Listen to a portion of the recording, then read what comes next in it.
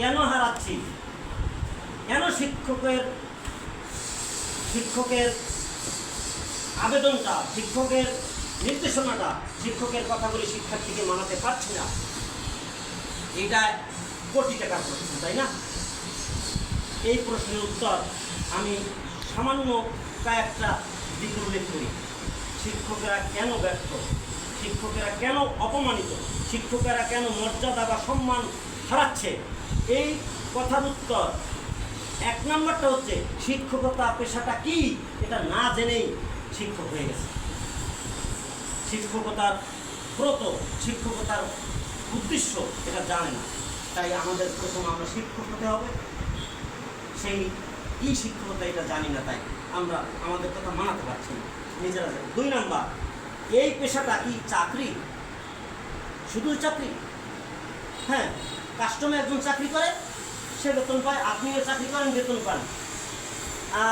এই যে পুলিশ অফিসাররা চাকরি করে, বেতন পায়, আপনিও। এইরকম একটা চাকরি যদি হয় তাহলে অপমানিত হতে হবে। তারাও অপমানিত হয়, আপনি হবেন না কেন? আপনার এই যে বললো আলাদা সম্মান, কিসের আলাদা সম্মান? তারাও চাকরি করে, আপনিও চাকরি করেন, তাই না? কেন আলাদা সম্মান? আপনিও তো বলেন যে আমি চাকরি করি, বোনাস ভাতা সব ঠিকঠাক থাক। তাহলে সেই চাকরি যদি হয় শুধু, তাহলে ওরাও মাঝে মাঝে মারি খায়, আপনি খাবেন না কেন? চাকরি করেন না? এখানে শুধু চাকরি নয়, এই শিক্ষকতার আলাদা সম্মান দেয় কেন? সেটা আলাদা ব্রত আছে, এদের আলাদা মহান পেশা কেন? এটা সেই মহান পেশা কতটুকু আলাদা, সকল চাকরিজীবী থেকে শিক্ষক কতটুকু আলাদা, এইটা বুঝতে পারি না, তাই আমরা সম্মান হারাচ্ছি। 3 নাম্বার, শিক্ষা যদি পেশা হয় ভালো, পেশার সাথে এই আমাদের বাণিজ্য একটা পেশা, ব্যবসা বাণিজ্য। এখন দেখবেন অনেক প্রতিষ্ঠান, শিক্ষা প্রতিষ্ঠান ব্যবসা করে, ব্যবসার উদ্দেশ্যই মূল টার্গেট।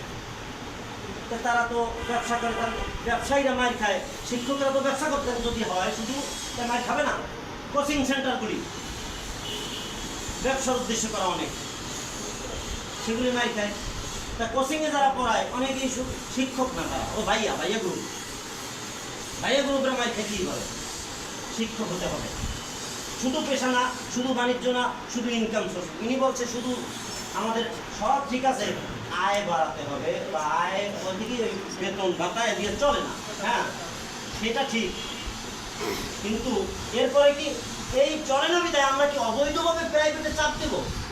অবৈধভাবে প্রাইভেটে চাপ দিচ্ছে, অবৈধ বলছে এইটা ওর আসলে আপনি ক্লাসের যে দায়িত্ব কর্তব্য সেটা না করিয়া আপনি প্রাইভেটে পড়াবার ব্যবস্থা করার জন্য ক্লাস ফাঁকি দিচ্ছেন। এইরকম শিক্ষক কি আছে কেউ? যদি থাকে, সে সম্মান পাওয়ার কি যোগ্য? এই শিক্ষক ছাড়া, শিক্ষক ভূমিকা বাক্য তো কয়টা আছে যে প্রাইভেটের উদ্দেশ্য ছাড়া পড়ায়? যদি না থাকে তাহলে শিক্ষক তো নাই খাবে, অনেক আগে খাওয়া উচিত ছিল, এখন খাই তো সারেরা অনেক দিন বাঁচি গেছে, আল্লাহ বাঁচাইতে মনে হয়। আসলে বাঁচার কথা না, এতদিন সম্মান নিয়ে বাঁচাই।